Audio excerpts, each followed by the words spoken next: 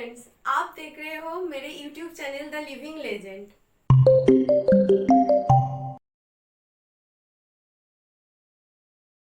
स्थान की चित्तौड़गढ़ की किले का इतिहास बड़ा ही रोचक है।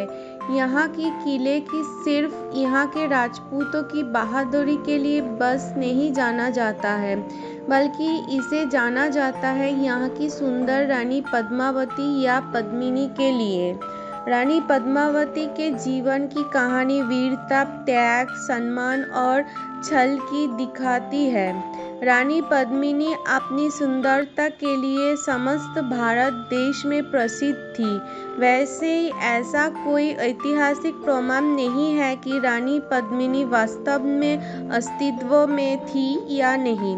पद्मावत एक कविता थी जिसे मलिक मोहम्मद जैसी ने 1540 में लिखा, जिसमें पहली बार पद्मावती के बारे में लिखित दस्तावेज मिले थे, जो कि लगभग उस घटना के 240 सालों बाद लिखा गया था। पद्मावती, रावल रतन सिंह और अलाउद्दीन खिलजी तीनों का जीवन एक बिंदु पर आकर जुड़ जाता है।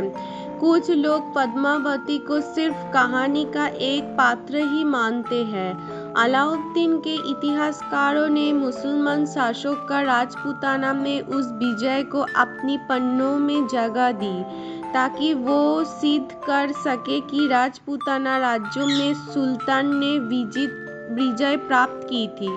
वैसे राजपूत और हिंदू वंश इस कहानी को एक कहानी ही मानते हैं और इसमें बिल्कुल भी विश्वास नहीं करते हैं। रानी पद्मावती राजा गंधर्व और रानी चंपावती की बेटी थी, जो कि सिंघल कबीले में रहा करती थी। पद्मावती के पास एक बोलने वाला तोता हीरामणि भी था, जो उनके बेहद करीब था। पद्मावती बहुत सुंदर राजकुमारी थी, जिनके सुंदरता के चर्चे दूर दूर तक थे। पद्मावत कविता में कवि ने उनकी सुंदरता की बहुत चर्चे ढंग से प्रस्तुत किया थे। उनके अनुसार पद्मावती के पास सुंदर तन था। अगर वो पानी भी पीती थी तो उनके गले के अंदर से पानी देखा जा सकता। अगर वो पान खाती थी तो पान का लाल रंग उनके गले में नजर आता। पद्मावती के लिए उनके पिता ने एक स्वयंवर आयोजित करवाया, जिसमें देश के सभी हिंदू राजा राजपूतों को आमंत्रण भेजा गया। मलकन सिंह, जो एक छोटे से राज्यों के राजा थे, उन्होंने सबसे पहले राजकुमारी पद्मावती का हाथ मांगा। चित्तौड़ के राजा रावल रतन सिंह भी इस स्वयंवर में गए थे, लेकिन उनकी पहले से ही 13 रानियां थीं। रावल रतन सिंह ने मलकन सिंह को इस स्वयंवर में हरा दिया और रानी पद्मावती से विवाह कर लिया। वो अपनी पत्नी पद्मावती के साथ चित्तौड़ आ गए। 12वीं और 13वीं शताब्दी के समय चित्तौड़ में राजपूत राजा रावल रतन सिंह का राज्य था, जो सिसोदिया राजवंश के थे। वो एक बहादुर और महान योद्धा थे। रावल रतन अपनी पत्नी पद्मावती से अत्यधिक प्रेम किया करते थे। इससे पहले उनकी 13 शादियां हो चुकी थी, लेकिन पद्मावती के बाद उन्होंने कई विवाह नहीं किया था। राजा बहुत अच्छे शासक थे, जो अपने प्रजा से बहुत प्यार करते थे। इसके अलावा राजा को कला का बहुत शौक था।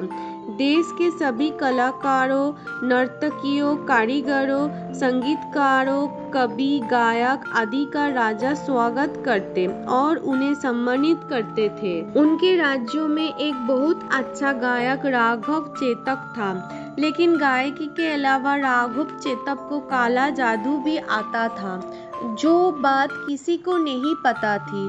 राघव ने अपनी इस प्रतिभा का इस्तेमाल अपने ही राजा के खिलाफ करना चाहा और वो एक दिन रंगे हाथों पकड़ा भी गया। राजा को जब ये बात पता चली, तब उसने सजा के रूप में उनका मुंह काला कर उसे गधे में बिठाकर अपने राज्यों से बहिष्कृत कर दिया। इस कड़ी और घिनौनी सजा से राजा रावल रतन सिंह के दुश्मन और बढ़ गए। राघव चेतन ने राजा के खिलाफ बगावत कर दी। अब इस कहानी में अलाउद्दीन खिलजी आते हैं। राघव चेतक अपने इस अपमान के बाद दिल्ली की ओर बढ़े ताकि वो दिल्ली के सुल्तान से हाथ मिला सके और चित्तौड़ में हमला कर सके। राघव चेतक अलाउद्दीन खिलजी के बारे में अच्छे से जानता था। उसे पता था कि सुल्तान दिल्ली के पास जंगल में रोज शिकार के लिए आते हैं। राघव अलाउद्दीन खिलजी से मिलने की चाह में रोज जंगल में बैठे बांसुरी बजाता रहा। लेकिन राघव की किस्मत ने पलटी खाई। उसने अलाउद्दीन खिलजी के जंगल में आते ही सुरीली आवाज में बांसुरी बजाना शुरू कर दिया।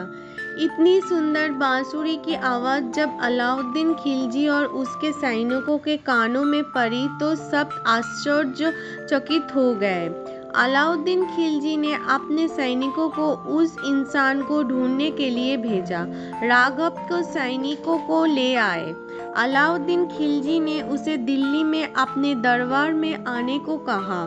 चालाक राघव ने इस मौके का फायदा उठाते हुए सुल्तान से कहा कि जब उसके पास इतनी सुंदर सुंदर वस्तुएं हैं तो वो क्यों इस साधारण से संगीतकार को अपने राज्यों में बुला रहे हैं। सुल्तान सोच में पड़ गए और राघव से अपनी बात को स्पष्टता से समझाने को कहा। राघव तब सुल्तान को बताता है कि वो एक गद्दार है। साथ ही वो वहाँ की रानी पद्मावती की सुंदरता का बखान कुछ इस तरह करता है कि अलाउद्दीन खिलजी उसकी बात सुनकर ही उत्तेजना से भर जाते हैं और चित्तौड़ में हमले का विचार कर लेते हैं। अलाउद्दीन खिलजी सोचता है कि इतनी सुंदर रानी को उसके हरम की सुंदरता बढ़ानी चाहिए। प्लीज फ्रेंड्स, मेरे वीडियो को देखिए, लाइक कीजिए और सब्सक्राइब कीजिए और कमेंट पे बताइए आप कौन सी लेजेंड के बारे में सुनना चाहते हैं।